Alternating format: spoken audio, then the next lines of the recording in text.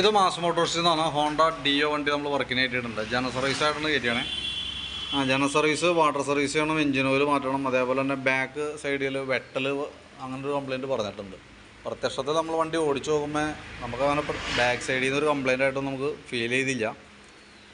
വേറെ ഒരു മൂളിച്ച സൗണ്ട് വരുന്നുണ്ട്. അത് നമുക്ക് ടയറിന് എയർ പിടിക്കുന്ന പോലത്തെ ഒരു സൗണ്ട് ഉണ്ട്. അത് ടയറിൻ്റെ ആണ്, അല്ലാണ്ട് വേറെ കംപ്ലയിൻ്റ് ആയിട്ടൊന്നും പ്രത്യക്ഷത്തിൽ ബാക്ക് സൈഡിൽ നിന്ന് നമുക്ക് തോന്നിയിട്ടൊന്നുമില്ല കേട്ടോ. പിന്നെ വെട്ടൽ കാണിക്കണമെന്നുണ്ടെങ്കിൽ ഗിയർ ബോക്സ് ബെയറിങ്ങോ അല്ലെങ്കിൽ ലിങ്ക് ബുഷുകളോ അതായത് മറ്റേ എൻജിൻ ഹാങ്ങർ ബുഷോ അങ്ങനെ ഏതെങ്കിലുമൊക്കെ ഡാമേജ് ഉണ്ടെങ്കിലാണ് സാധാരണ രീതിയിലൊക്കെ വെട്ടൽ വരാം. അപ്പോൾ ആ ഭാഗവും നമ്മൾ ചെക്ക് ചെയ്തു. പ്രത്യക്ഷത്തിൽ വേറൊരു കംപ്ലയിൻ്റ് ആയിട്ടൊന്നും നമുക്ക് കിട്ടിയിട്ടില്ല കേട്ടോ. അപ്പം നിലവിൽ വണ്ടി വർക്കിന് കയറിയേക്കണത് 34,427 കിലോമീറ്ററിലാണ് സർവീസിനായിട്ട് കയറ്റിയാണ്. അപ്പോൾ നമ്മളതിൻ്റെ ബാക്ക് വീലിൻ്റെ ഭാഗത്ത് വരെ നമ്മൾ ചെക്ക് ചെയ്യാൻ വേണ്ടി അയച്ചിട്ടുണ്ട്. ബ്രേക്ക് ലൈനർ നമുക്കിതുമ്പോൾ യൂസ് ചെയ്തേക്കുന്നത് കമ്പനി ലൈനറാണ്. ഹോണ്ടയുടെ ഒറിജിനൽ ലൈനർ അതുമ്പോൾ കിടക്കണം കേട്ടോ. പുതിയ ലൈനറാണ്. അപ്പോൾ ബ്രേക്കിൻ്റെ ക്യാമൊക്കെ ഒന്ന് അഴിച്ച് ഗ്രീസ് ചെയ്ത് നമുക്ക് റീസെറ്റ് ചെയ്യാം. അതേപോലെ ബാക്ക് വീൽ പിടിപ്പിക്കുന്നത് ഈ ഒരു ഷാഫ്റ്റിമാണ്. അതിൻ്റെ ബെയറിങ്ങിൻ്റെ പ്ലേ ഒക്കെ നമ്മൾ ചെക്ക് ചെയ്തു. വേറെ കംപ്ലയിൻ്റ് ഒന്നുമില്ല. അതേപോലെ ബാക്ക് ടയറായാലും അത്യാവശ്യം ഉപയോഗിക്കാനൊക്കെ ഉണ്ട്. ഹബിൻ്റെ ഭാഗത്തായാലും വേറെ പുറത്തൊക്കെ കംപ്ലൈൻ്റ് ആയിട്ടൊന്നുമില്ല. ഗിയർ ബോക്സിലുള്ള ഓയിൽ നമ്മൾ ചെക്ക് ചെയ്തു. നല്ല ഓയിലാണ് ഇതിനകത്തുള്ളത് കേട്ടോ. എയർ ഫിൽറ്റർ നമ്മൾ ക്ലീൻ ചെയ്യാനും ചെക്കപ്പിനൊക്കെ ആയിട്ട് അയച്ചതാണ്. അപ്പം നിലവിൽ ഇതുമ്പോൾ കിടക്കുന്നത് ഒറിജിനൽ ഫിൽറ്ററൊന്നുമല്ല, ഡ്യൂപ്ലിക്കേറ്റ് ആണ്. എന്നാൽ പോലും നമുക്ക് അത്യാവശ്യം ഒന്ന് എയർ അടിച്ച് ക്ലീനാക്കി റീസെറ്റ് ചെയ്യാം. മാറ്റേണ്ടി വന്ന സമയത്ത് ഒറിജിനൽ ഫിൽറ്ററും പ്ലഗും യൂസ് ചെയ്യാനായിട്ട് ശ്രദ്ധിക്കാം. ഇപ്പോൾ തൽക്കാലം നമുക്കത് ക്ലീൻ ചെയ്തിടാം.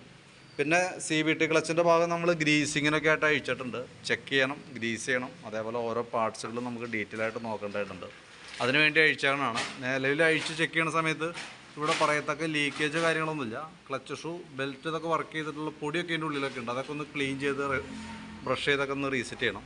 അതേപോലെ ബെൽറ്റ് നമ്മൾ നോക്കി. ഇതുമ്പോൾ കിടക്കുന്നത് പുതിയ ബെൽറ്റാണ്. ഹോണ്ടയുടെ ഒറിജിനൽ ബെൽറ്റ് അതുമ്പോൾ കിടക്കുന്നത് പുതിയ ബെൽറ്റാണ്. വേറെ ഡാമേജോ കാര്യങ്ങളൊന്നുമില്ല.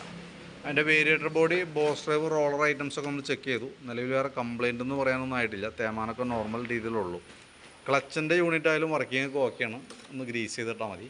ക്ലച്ച് ഔട്ടർ യൂണിറ്റായാലും വേറെ ഡാമേജോ കാര്യങ്ങളൊന്നുമില്ല. ഇത് ബെൻഡെക്സിനാണ്, സെൽഫ് മോട്ടറിൻ്റെ ബെൻഡെക്സാണ്. സെൽഫ് മോട്ടർ വർക്ക് ചെയ്യുമ്പോൾ എൻജിൻ സ്റ്റാർട്ട് ചെയ്യാനായിട്ട് ഹെൽപ്പ് ചെയ്യണ യൂണിറ്റാണ് ബെൻഡെക്സ് എന്ന് പറയും.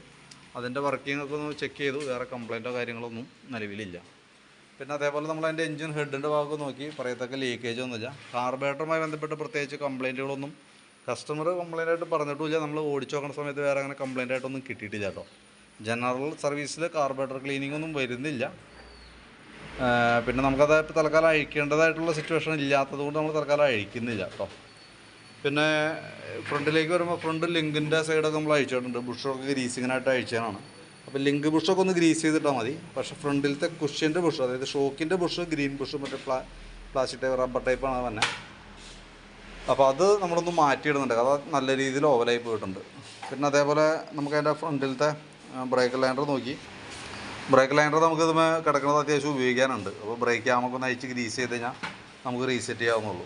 അതേപോലെ തന്നെ ഫ്രണ്ടിലത്തെ ബ്രേക്ക് അഴിച്ചപ്പോൾ കൂടുതൽ അതിൻ്റെ ടയർ, ഹബ്ബ് കാര്യങ്ങളൊക്കെ ചെക്ക് ചെയ്യുന്നുണ്ട്. നിലവിൽ വേറെ പ്രോബ്ലം ഒന്നുമില്ല. ഹബിൻ്റെ ആയാലും സ്ക്രാച്ച് കാര്യങ്ങളൊന്നും പ്രത്യക്ഷത്തിലില്ല. വീൽ ബെയറിങ്ങൊക്കെ ചെക്ക് ചെയ്ത് വേറെ കംപ്ലയിൻ്റ് ആയിട്ടൊന്നുമില്ല കേട്ടോ. ബാറ്ററി നമ്മൾ കൂട്ടത്തിൽ കൂടെ ചെക്ക് ചെയ്തുകൊണ്ട് 2024 മോഡൽ ബാറ്ററിയാണ് ഇരിക്കുന്നത്. ആമറോണിൻ്റെ ബാറ്ററിയാണ്. 2024 വെച്ചാണ്. അപ്പോൾ ഞാനതിൻ്റെ വോൾട്ടൊക്കെ നോക്കി. 13 വോൾട്ട് വരെ കാണിക്കുന്നുണ്ട്. 13.22 അതാണ് അതിൻ്റെ വോൾട്ട്. ലോഡ് കൊടുക്കുമ്പോൾ 9.17 വരെ വരുന്നുണ്ട്. അപ്പോൾ നിലവിൽ കുഴപ്പമൊന്നുമില്ല. ബാറ്ററിയുടെ ഭാഗത്തൊക്കെ ഓക്കെയാണ്. ചാർജ് കാര്യങ്ങളൊക്കെ ലോഡ് കൊടുക്കുമ്പോഴായാലും സപ്പോർട്ട് ചെയ്യുന്നുണ്ട്. പിന്നെ ഈ സൈഡിലേക്ക് വരുമ്പോഴത്തേക്കും അതിൻ്റെ സ്പാർക്ക് പ്ലഗൊക്കെ ഒന്ന് ക്ലീൻ ചെയ്യുന്നുണ്ട്. കൂട്ടത്തിക്കടെ എയർ ഫിൽറ്റർ മാറ്റുമ്പോൾ കൂട്ടത്തിക്കടെ നമ്മൾ പ്ലഗും കൂടി മാറ്റിയിടാനായിട്ട് ശ്രദ്ധിക്കണം കേട്ടോ. അത് നമുക്ക് അടുത്ത സർവീസൊക്കെ നോക്കാം. കൂടുതലായിട്ട് പ്രോബ്ലം എന്തെങ്കിലും കാണിക്കുകയാണെങ്കിൽ അടുത്ത സർവീസ് നമുക്ക് മാറ്റിക്കളയാം. സെക്കൻഡറി ഫിൽറ്റർ യൂണിറ്റ് നമ്മൾ കിടക്കുന്നത് പുതിയതാണ്. അപ്പോൾ ജസ്റ്റ് ഒന്ന് ക്ലീൻ ചെയ്തിട്ടാൽ മതി. എഞ്ചിൻ ഓയിൽ നമ്മൾ മാറ്റാൻ വേണ്ടി അയച്ചിട്ടുണ്ട്. അപ്പോൾ അതിനകത്തൊരു അല്പം ലെവൽ കുറവ് കാണുന്നുണ്ട്. എഞ്ചിൻ ഓയിലിൻ്റെ കേസൊക്കെ ശ്രദ്ധിക്കുക. 3000 കിലോമീറ്ററാണ് ഒരു പ്രാവശ്യം ഓയിൽ മാറ്റിക്കഴിഞ്ഞാൽ ഉപയോഗിക്കാൻ പാടുള്ളൂ. ഇപ്പോൾ നമ്മൾ ഓയിൽ ഫില്ല് ചെയ്യുന്നുണ്ട്. അതിനുശേഷം അടുത്ത 3000 കിലോമീറ്റർ നിർബന്ധമായിട്ട് ഓയിൽ മാറ്റണം. ഇതൊരല്പം ലെവൽ കുറവ് ഇപ്പോൾ കാണിക്കുന്നുണ്ടല്ലോ. അപ്പോൾ എന്താ ചെയ്യേണ്ടതെന്ന് വെച്ചാൽ നമ്മൾ ഒരു മാസമൊക്കെ കഴിഞ്ഞാൽ ഒന്ന് കയറ്റിയിട്ട് വെറുതെ ഒന്ന് ജസ്റ്റ് ഓയിലൊന്ന് ചെക്ക് ചെയ്തേക്കാം. ഒന്നുമല്ല നിങ്ങൾ തന്നെ നോക്കിയാൽ മതി. അതല്ലെങ്കിൽ ഇവിടെ കയറി കഴിഞ്ഞാൽ നമുക്ക് ഒരു 5 മിനിറ്റ് കൊണ്ട് ചെക്ക് ചെയ്ത് തരാം. ലെവൽ കുറഞ്ഞു പോകുന്നുണ്ടോ എന്നറിയാൻ വേണ്ടിയിട്ടാണ്. ഇപ്പോൾ എത്ര കുറച്ച് ലെവൽ കുറവുണ്ട്. അപ്പോൾ അത് ലെവൽ കുറയുന്നുണ്ടെങ്കിൽ അത് നമ്മൾ പരിഹരിക്കേണ്ടതായിട്ടുണ്ട്. അതുകൊണ്ടാണ് ചെക്ക് ചെയ്യാൻ പറഞ്ഞത്. അപ്പോൾ ഗൗരവത്തിൽ തന്നെ എടുക്കുക.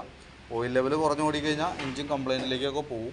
അപ്പോൾ അതില്ലാതിരിക്കാനായിട്ട് കൃത്യമായിട്ട് അതിൻ്റെ ലക്ഷണം കാണിക്കുമ്പോൾ തന്നെ ഒന്ന് ചെക്ക് ചെയ്തേക്കാം. അപ്പോൾ ലെവൽ കുറവ് ഒരല്പം ഉണ്ട്.